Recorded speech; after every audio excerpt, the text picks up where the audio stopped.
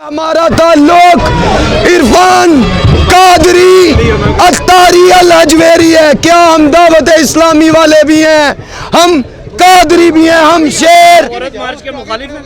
नहीं, औरतों के मुखालिफ हैं। हम न औरतों के मुखालिफ हो के माएँ बहनें बेटियों का हम क्या इस्तेसाल कर दे। तो फिर आप यहाँ पे इनके एंटी नारे लगा रहे हैं? नहीं एंटी नारा लगा रहे, हम एक नारे का जवाब आपसे भी मांगेंगे और सबसे मांगेंगे। क्या देंगे जवाब? आफिया तेरी अजमत पे इनकलाब आएगा। कौन आफिया?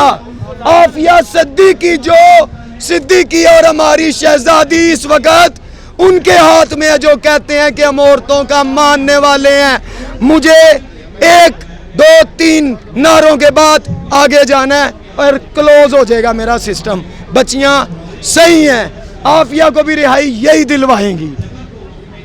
थोड़ा पीछे इरफान कादरी, थोड़ा पीछे रहना यार। पीछे है यार, पीछे है क्या? आप इनकी हिमायत कर रहे हैं मतलब। एक सेकंड आपको आफिया तेरी अजमत पे इनकलाब आएगा। आफिया तेरी अजमत पे इनकलाब आएगा।